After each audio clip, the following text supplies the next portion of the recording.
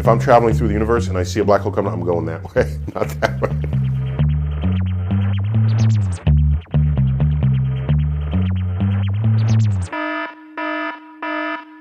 In Interstellar, they had Matthew McConaughey interacting with his timeline. So the premise was you go into a black hole and you have access to these higher dimensions. But starting back in ordinary life, we have three dimensions that we're familiar with. On a grid, you might think of it as what street in New York, what street, what avenue, and what floor in a building that you might meet someone. These are three coordinates that you would give.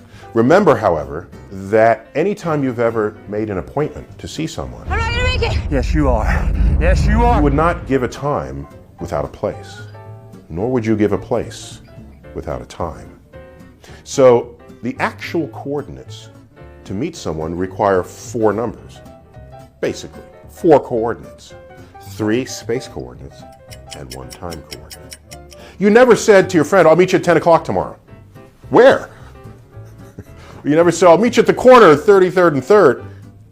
When? We know intuitively that we need a space and a time coordinate combined in order to have life unfold in any meaningful way. So the idea that we live in 4 dimensions should not be surprising to people. We take it for granted, actually. But the difference is that we are not prisoners of our 3-dimensional space. I can walk left and right, I can jump up and down, I can walk forwards and backwards, and I can repeat that.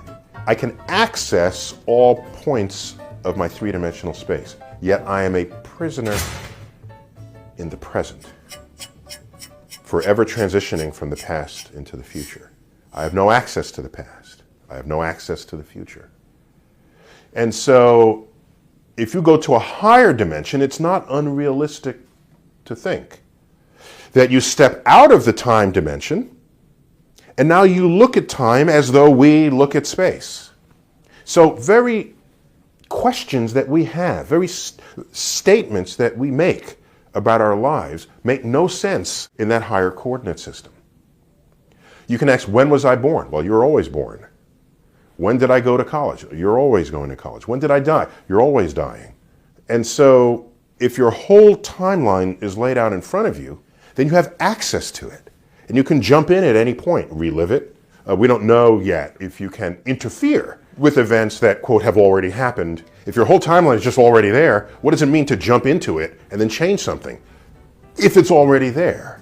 So these are fascinating questions that make great fodder for science fiction stories. And we don't know what's in a black hole, so take it and run with it. We look out in the universe and 85% of all the gravity that's out there has some mysterious unknown source. We add up all the stars, the galaxies, the planets, the comets, the black holes.